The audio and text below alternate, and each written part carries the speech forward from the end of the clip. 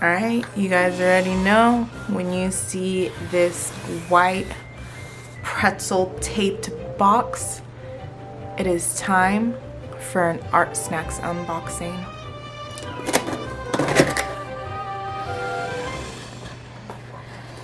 Alright, it looks like we have a huge pad of Borden Riley Paris paper for pens and markers. Oh, cool. I wonder if that means we have markers. Well, all our goodies are in here, so don't need that anymore. Menus. What is this thing? A letter pen. So this is the December box. So of course it's going to be a candy cane.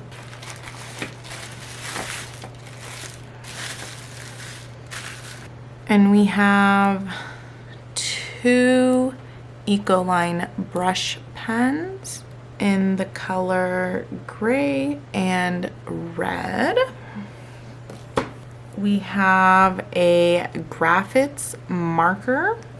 I've definitely, oh, that's different, gotten this brand before, so that's really different. If we have a brush and a fine tip, we have 2 Derwent Paint markers in the color mint green and magenta. And last, we have this Clean Colors Zig water-based pen, I guess, in the color light blue with a felt tip pen, I think that is, and a bullet nib. And as you guys know, every month we have a sticker, and this is the sticker this month. I really like the colors, feels kind of retro, and I actually have almost all the colors in here except for yellow. Come on, Artsnacks, you just needed one more color. So let's get to swatching. I am really excited about the products that came in this month's box. So I've never used these brush pens before. All I know is that I've definitely seen them on YouTube, and they are water-based if I'm not mistaken. Oh, that feels really nice though on this paper. So gray. Very bubblegum pink. Pretty firm.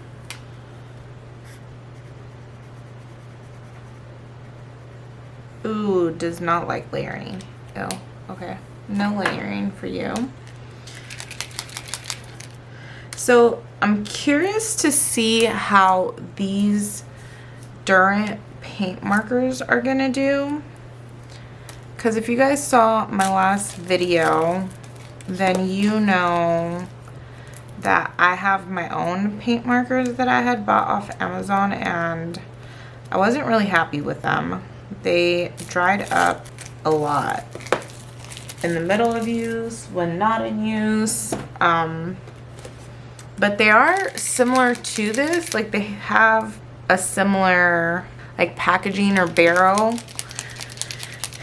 And I think these will also be a fine tip. Oh, what the heck. Don't want that happening. The whole nib came out.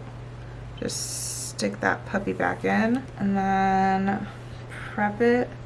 The nib is different on this one than it is on the paint markers that I used on the project I did on the last video. Wow, the difference. These feel really nice. I don't know if it has anything to do with like the kind of nib. Like, let me show you my paint marker. So these are the paint markers that I bought off of Amazon. And this is what the nib looks like on here. So you can tell that the nibs are really a big difference. And I mean, it's working fine now, but yesterday when I was using them, they really weren't working. Or not yesterday, the last video, they really weren't working so well. And they are not my biggest fan. Is this like a Bristol board? It feels like a Bristol board. It doesn't say. Kind of feels like it. Oh, that's a beautiful mint green. I love the color scheme. I can tell you that. I really do love all the colors that came in the box. Oh, I almost forgot about this sucker. This is definitely gonna have to be like some kind of calligraphy pen or something. Just because of the name, it says it's a letter pen. Oh, look at that. That's fancy. I don't know if I'm schmancy enough for that. I mean, like, look at these busted nails. Ooh, actually, don't look. Anyways, oh, that's really nice. It's a flexible nib, right? Oh, wow. Okay, let's try to... I tried learning, like, hand lettering a while ago. Wasn't super in my favorite. I mean, I have nice handwriting, but calligraphy just wasn't it. Okay, I love the products in the box. Now let's see if I love the products in the box all together. So it's time for some brainstorming. Like, these colors really make me think of, what's her name? She's from Wreck-It Ralph, the little girl. Something Van, something. I'm terrible. Ah, okay. So it is, her name gets cut off, but it's Vanellope Von something. Vanellope what? Ah, Van Schweetz. That makes sense. So all I can think about is Vanellope Von Schweetz because of the color scheme, because she is heavily mint green with pops of pink, and I can't get away from that. Like, she's stuck in my head right now. So I think what I'm gonna do is draw her. Like, why not, right? So first, I guess I should like kind of get an idea of like how to draw her. She has the tiniest little body. I start by drawing the basic shape of the head in, and I then move down towards the body, just starting in with the gesture and building the basic shapes on top of that.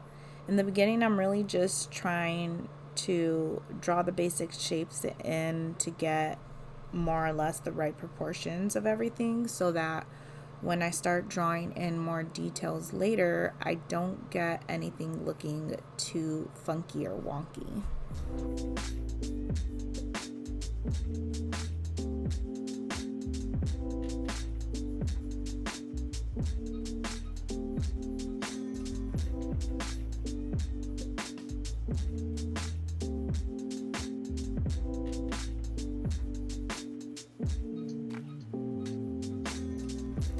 Now that her body's shapes are basically done, I start defining the face a little more.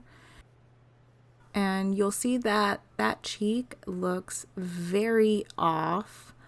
If I'm not mistaken, I do come back to fix that. But anyways, we're gonna draw in the ears, and oh, yep, there we are, fixing it. I knew it, you knew it, we all knew it. It had to be fixed. But I do measure out some things a few times, so you see that I'm aligning the bottom of the ears to kind of fix the cheek problem, and now I'm aligning the top of the ears to make sure that the ears line up properly. And now we get to drawing in her hair. I'm just figuring out where her hairline starts. But I actually had a lot of fun drawing in her hair, especially when I get into like the ponytail and stuff. But I kind of jump around a little bit here because I go from drawing in the front bangs of her hair to then drawing her eyes, which you see me now aligning them there, making sure that those come up as straight as can be, more or less. The eyes I found a lot of fun to draw here. It was really different from the style that I'm used to drawing because I've been working on drawing more like semi-realistic faces. And so it was a big difference drawing Vanellope because she's definitely more in like the cartoon, really like the really big eyes that Disney does. And I actually found that really fun and just like freeing because you didn't have to worry so much about getting the shape just right, because with cartoons the shape can kind of be anything. Like you see cartoons with like circle eyes or like square eyes, and hers are kind of squarish, which I really like. And really just like the whole cartoon thing was a lot of fun. So I think I will veer off a little bit from drawing semi-realistic and doing some cartoons every now and then, just to not have to like focus so much. Because when I'm drawing more realistic stuff, I feel like I'm focusing a lot harder, just because I know if proportion isn't right, then I know the rest just isn't quite gonna look right either. But with cartoons, you can really just switch it up and make it your own, and nobody's really gonna know. Anyways, here you see me coming back to the hair, and I'm measuring how much off the skull it's gonna be, because you always want to make sure that there is a little bit space between what the skull and the hair, like where it would be like. And so right now you're seeing me draw her little licorice that goes in her hair. And let me just tell you, I struggled with this. I drew it a few different times before I realized that it doesn't actually tie into her hair. It's really twisted around her hair. And so you can tell that I finally figured that out. And so I drew the basic shape and just moved on to the hair, which this is the part that I had a lot of fun on. But I do go back to the tie and make it look a little more like licorice.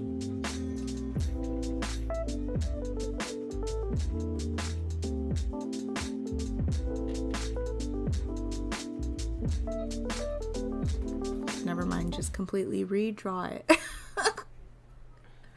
Actually, and now I'm remembering, I do the parts that are sticking up closer together to look like if they were twisted in that section, like tight together, so it's not coming off.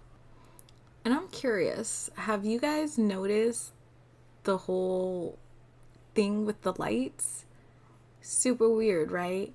So I had set my camera to auto for this recording, and I really think that jacked up the whole lighting system, because I think the camera just kept like automatically trying to adjust every chance it gets. And I also have parts of the video that shouldn't be blurry, but they are, and it's because the autofocus is kicking in and not focusing on the right thing. So yeah, I will not set my camera to auto again. That's for sure. Anyways, I'm starting to draw her clothes and parts of her body now, and I'm super thankful that she had her hands on her hips, and one of them happens to be like in a closed fist. So I didn't have to draw fingers. Hands are hard, and I'm still working on them, and I have not yet figured them out yet. But if they're closed, it works, because then it just looks like a little ball. And then with her skirt, I had so much trouble with her skirt because it was like one layer that went down to like roughly her knees, but then it had another layer of fabric on top of that one that was like shorter. It was like half the length of fabric. And I couldn't quite figure out how to make it look like it was 2 layers of fabric, but I made it look like a skirt. So yay for me, right? Anyways, here I'm starting to do more of the details of the other stuff. So I just finished the sweater pocket with the little stitching in it, and doing the details that are on the leggings and the boots, which were pretty simple. So before doing any of my coloring, I'm going to have to check the markers to see if any of them bleed. And yep, that one at the end did. So I'll have to be super careful after lining if I decide to use that one, which I don't think I do. Anyways, I start doing all of the line work, but my camera does not make it all the way through and ends up dying on me about halfway through. And then after that, I just go in and erase any line marks that might have been left over. And here I start going in and filling in anything that's supposed to be black. So the boots, the hair, the eyebrows, but I think I do that one later. And let me say the hair, okay, I thought it was a good idea to like go in strand by strand, but it was really freaking tedious, like really tedious. And I wanted the white to show through to make it look like it was shining. That's the whole reason I did it. Plus I had the black marker and it was really small and I was trying not to use any other supplies, but it just looked a little funky. So that's why I went in with that gray marker over top of it, just so it's a little smoother and not so stringy looking. I think it looks okay because you still see like those lighter parts, so it works. And then I did use that red for the licorice. That's the only thing that was red on her, so that's the only thing I used it for. And that pink marker, I wanted to give her some blushies just because I didn't want her to look pasty ghosty white, which probably makes her look more pasty ghosty white because she has no skin color. But that's besides the point. I didn't have any other color, so there wasn't anything I could do about it. But I grabbed the mint marker and I start coloring in her jacket, and let me say, those markers are amazing. I highly suggest getting the Derwent Paint markers. I love them. I'm going to be getting more colors later. Artsnacks, thank you for putting this in the box because they were fantastic. Anyways, I go in with that same paint marker and I do the socks or leggings or whatever they are. And then I go in with the pink one and I start getting some of the other details, like the stripes on her sock, the strings from her sweater, the stitches on the pocket of her sweater, and then I'll move on to adding all the sprinkles in her hair.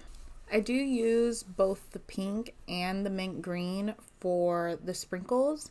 I do wish I had other colors because the sprinkles in her hair are different colors, but you work with what you got.